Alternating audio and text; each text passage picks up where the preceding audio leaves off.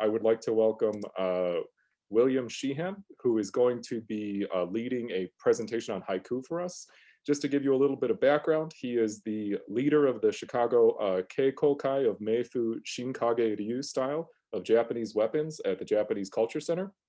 He is a haiku evangelist for the Haiku Society of America. He's a member of the British Haiku Society and contributor to the International Haiku Association, as well as being the lay Buddhist chaplain at the Jesse Brown VA Hospital.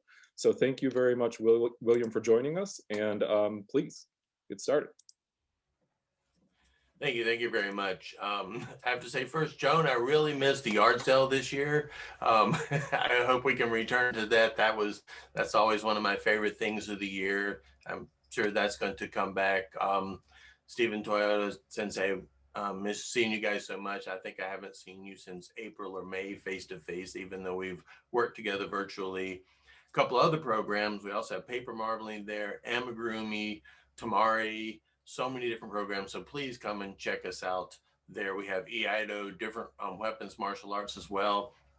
What I do is one of the things I do is Meifu Shinkage Ryu, and that is a traditional Japanese weapons that deal with the shuriken. Most people think shuriken are stars. When I do the anime conventions, that's one of the things most people imagine. The bow shuriken is what we deal with, and chained weapons, which is the same length as the short sword. We also do weapons training with the sword, hand to hand, knife with the tanto, different type of training. But that's a different side. I also teach Buddhism classes there, Jodo Shinshu specifically. I help and volunteer at both Buddhist Temple of Chicago as well as the Midwest Buddhist Temple. And I work even with the Grand Sabaki Shrine out in Washington State and bring in Barish Sensei in town, well, not this past year, but in town to come in and help people learn about Shinto and share that across the lines. But that's a little bit about me. Oh, besides, I also work and volunteer at the VA, and I help other veterans like myself. I'm a combat veteran, and so I came to haiku probably when I was about 10 or 11 and have loved and followed it for a long time. And in preparation of this, I was looking at the masters and who might have written something along these lines. And I came across one. It was a translation by David G. Lanoux, and it says, "From meeting rooms of pine and bamboo, year's first dawn." From meeting rooms of pine and bamboo, year's first dawn. And I thought, okay, what can I do with that? So I switched it over. Virtual meeting, pine, plum, bamboo, gather to remember. Virtual meeting, pine, plum, bamboo, gather to remember. And one of the things that I thought, especially with this time of COVID and all the stress and the things that we have gone through lately is, and I'm gonna bring up a picture here, switch my screen, is the three friends of winter. It's the pine, the bamboo, and the plum. The center picture was actually taken of bamboo in my backyard in Chicago this morning. So very representative of exactly what our weather looks like. The others were gathered from other places that I had taken pictures of. But the three friends of winter, the pine, matsu, bamboo, take, and plum, ume, represent sheer determination, steadfastness, perseverance, and you can also say hope. And I think that in this time that we're dealing with, we really need to think about that. The three friends of winter, which is why I rewrote it to virtual meetings with the three friends, because that's kind of what we are now. I have met so many amazing people throughout this time that I may not have met had it still been everybody going about face to face. The virtual meetings have actually allowed me to meet new and interesting people, to speak to people that maybe wouldn't have had an opportunity to. So we have to be hopeful. Steadfastness. We need to keep going forward, doing what we need to do to improve things, get the vaccines, practice social distancing, and continue going forward. Come back to my picture here. Haiku. Probably everyone here knows haiku and what haiku is about and what's going on, but make sure we're still running. Yeah, we're good. Make sure that we know what haiku is, but most people don't. Well, they don't know that haiku generally today is published in English more over the world than any other language, which is kind of interesting. So if you're going to write, even when I submit to Tokyo, my first part of it will be in English, and then I may translate it into Japanese, or they may look at it and just discard the translation, do their own. Unfortunately, my Japanese isn't that strong, so I have to work on it. I can translate it better than I can translate back into others. But one thing a lot of people have a misconception about haiku is it has to be 575. Well, remember I said about being in English. In the English language, a syllable and a sound in the Japanese language are two separate things. We have what's called on or onji in the Japanese language, which are sounds. So one word or a haiku written in English may be extremely long by comparison if it was written in Japanese. So one of the things that I like to apply to instead of 575 is brevity. Can you say it in one breath? Like a one breath rule. I write traditionally what I'm classified in as neo-traditional when I submit, that I use the old styles. I use a kigo, which is a seasoned word, and I make it pertain to the human condition. The accepted definition of a haiku is a short poem under 12 to 17 sound syllables, but it doesn't have to be 575, that expresses the human condition and has a connection to nature. So if you're familiar with the old Polaroids, you'd snap and you'd shake it. To me, that Polaroid, that single snapshot is exactly what your haiku should be. It's not a moment over here. It's not a moment over there. It comes back also to Buddhism, that one moment, that being in the present, that being now, that shinjin. Haiku can cause your mind to go, you should have that moment. A good haiku can make you chuckle. A good haiku can make you cry. A good haiku can make you remember things, and because that's tied to the human condition. So when we think about haiku, we think about the human condition and nature. I'd like to share a couple that I had picked out with you. And Issa's my favorite.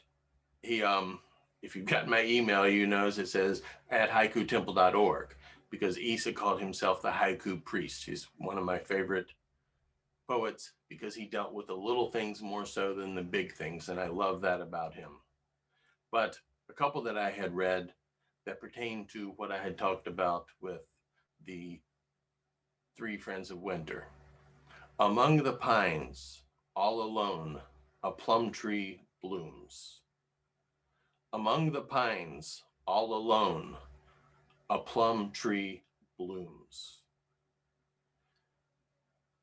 What's amazing is you think you have this, and then you have this bright spot of a plum tree, and its blossoms February, March, even in the cold and dead of winter.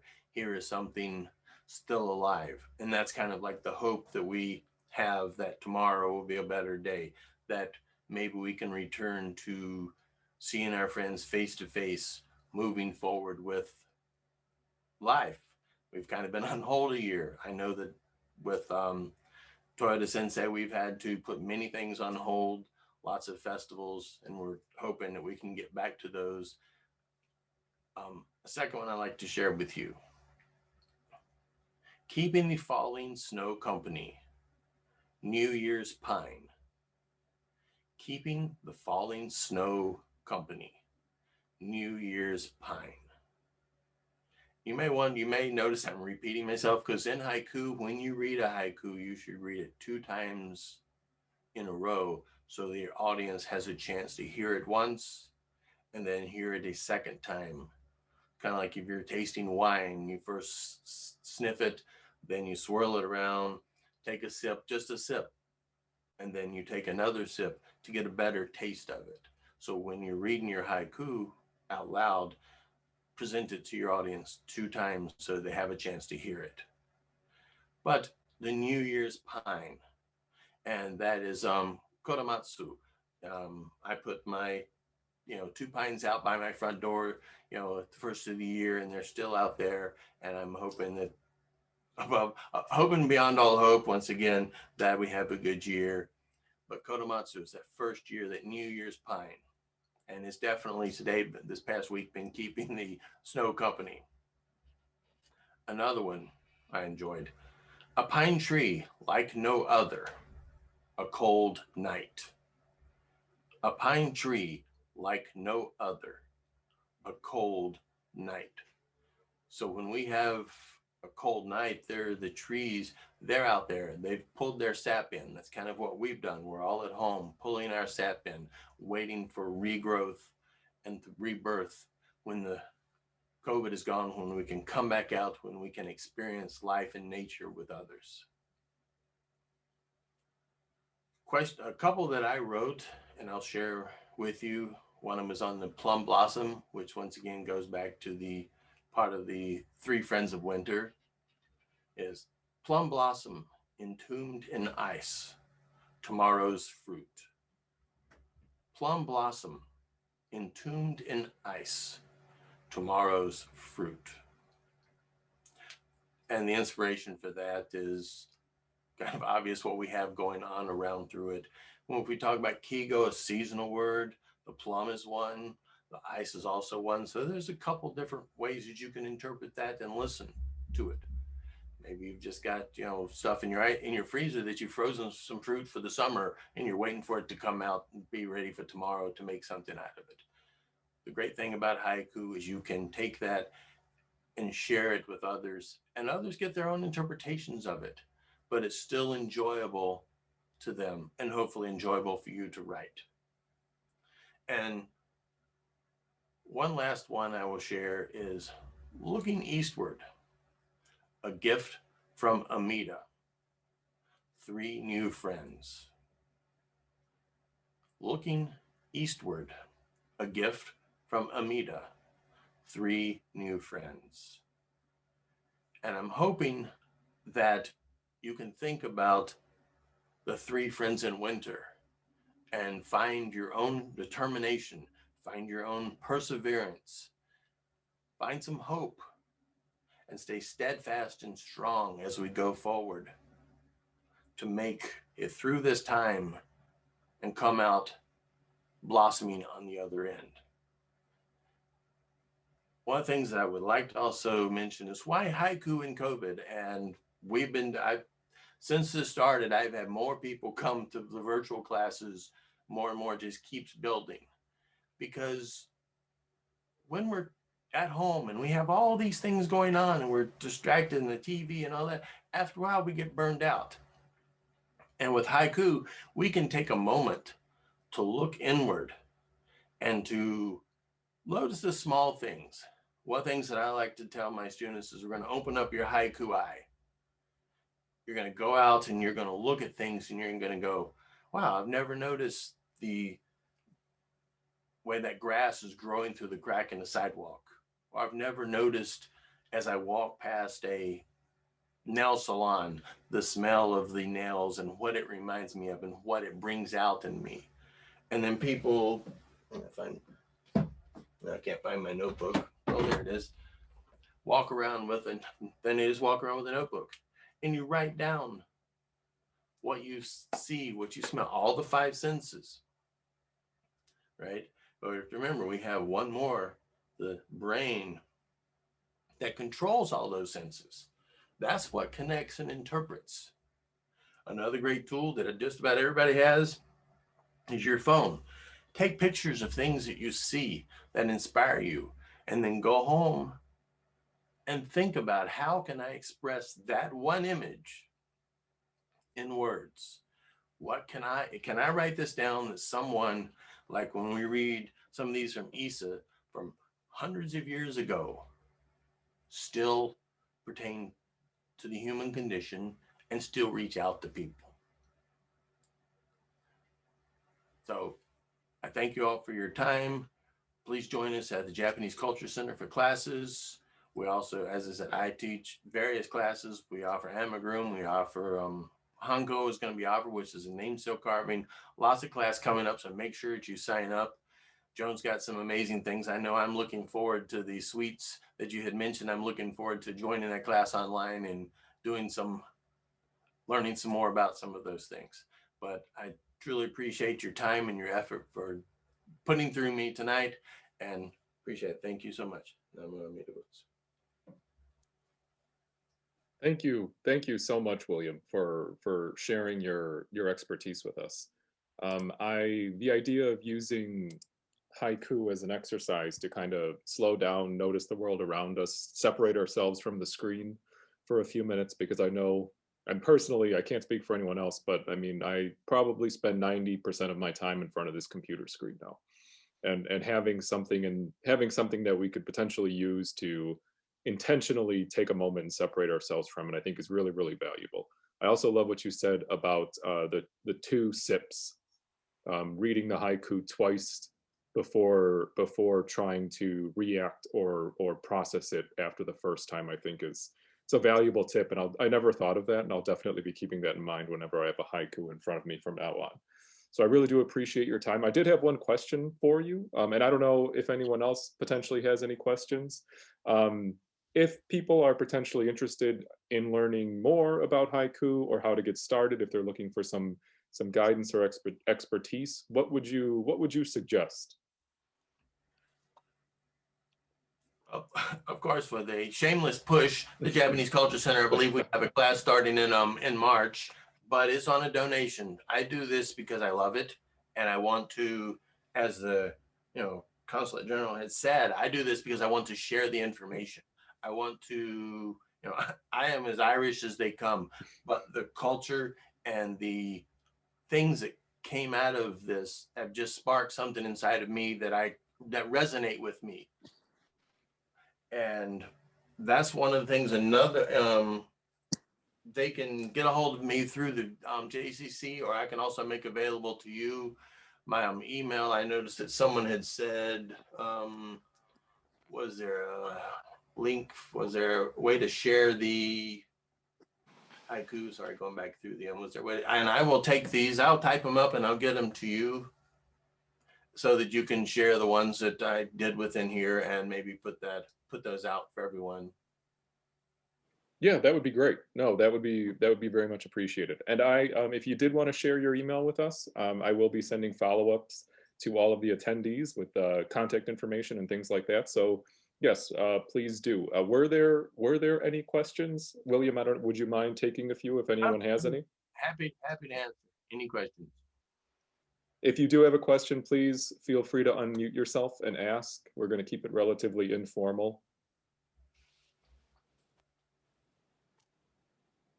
No question, but great presentation. Thank you so much. Thank you so much. Thank you so much. It's honored to be here, sir. I enjoyed very much. Thank you.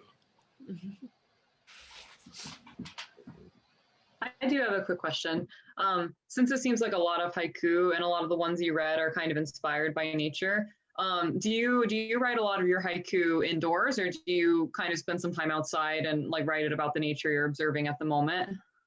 That's a good question. Recently, I had the benefit of being interviewed on Carving the Divine. I don't know if you know Yojiro Seki.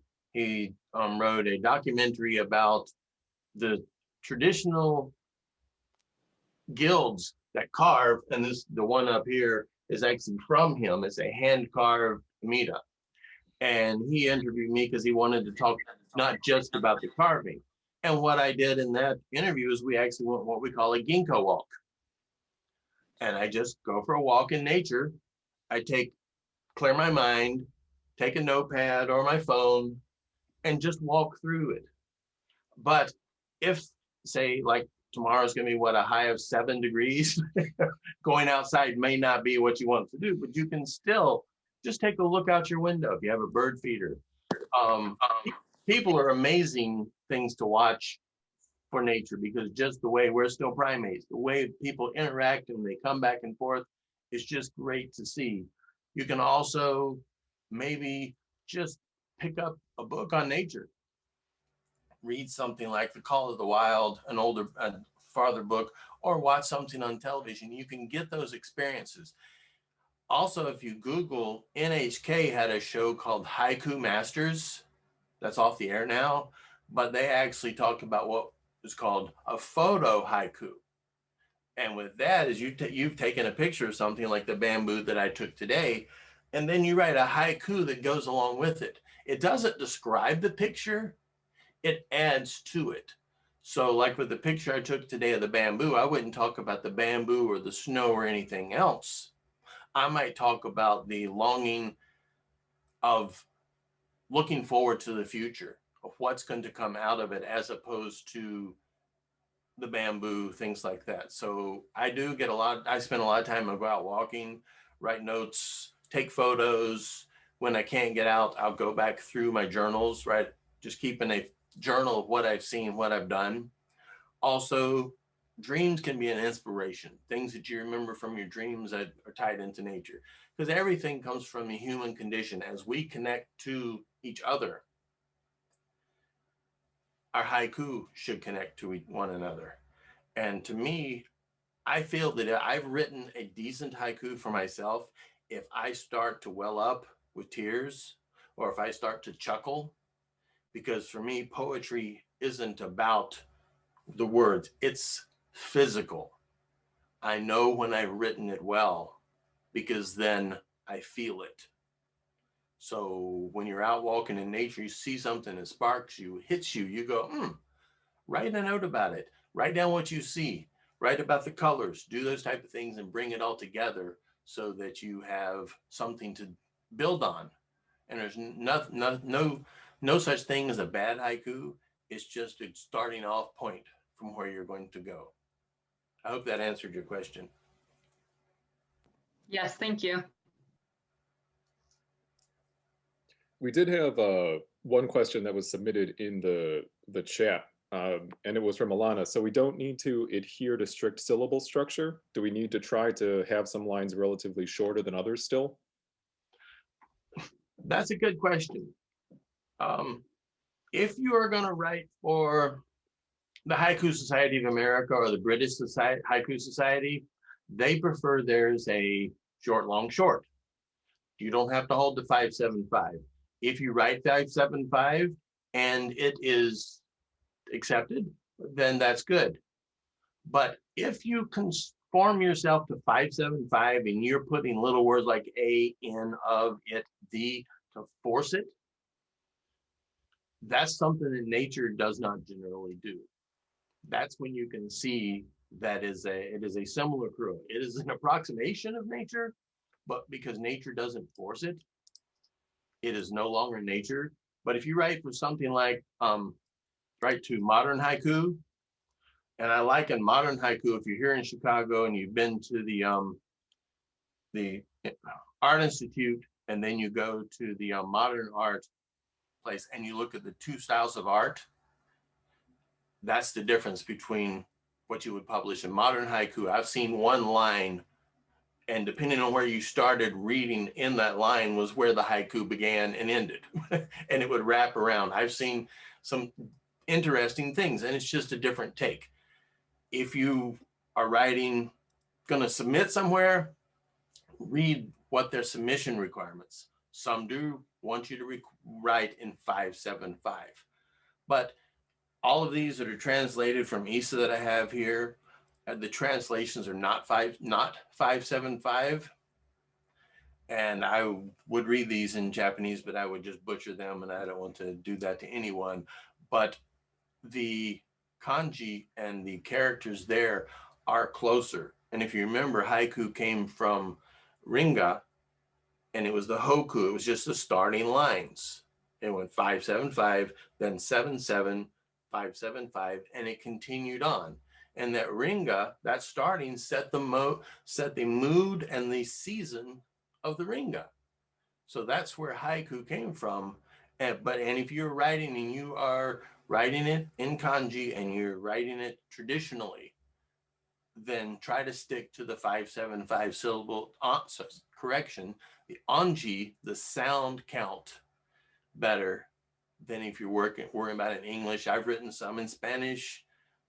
You're not going to worry so much about that. I hope that answers that question. I think so. Thank you again for that. And yes, Alana says thank you. That was a great answer. I do have one other thing. It just popped up in my head real quick, and I apologize. What is interesting is if you read a German, even though they're written in English, but from Germany, the tone is much harsher, much more, German engineering. But if you read them from like Brazil or Argentina, the word choices are much flowery. So within each, even though they're all written in English, the culture that they're written in will influence, obviously, the word choices of the haiku. So it's interesting too, if you read one and you notice it's flowery language, especially if it's published, and you look down and it may say somebody and it says Brazil, then you go, oh, then you'll start to see those patterns. But I've had this discussion with lots of people, and it seems that, and it makes sense, that the cultures that they're being written from also influence the way the haiku is as well. Thank you for bearing with me there. No, thank you for sharing that. That's really, it's always interesting to see how one culture's art form can change when it's kind of adopted into another culture, because you definitely start to see the influence from the people as well as kind of the history on that art form. So no, I think that's a really interesting point. So thank you for sharing it. Were there any other questions? Feel free to unmute or write it into the chat if you had any. If not, you'll have to humor me. We are going to take a photo. So anyone that would like to be involved, please turn your camera back on. No more questions, I think. All right, well, thank you again so much, William, for leading this presentation for us. I thought it was incredibly informative, and I really, really enjoyed learning a little bit more about an art form that I'm not so familiar with. So thank you for donating your time and joining us tonight.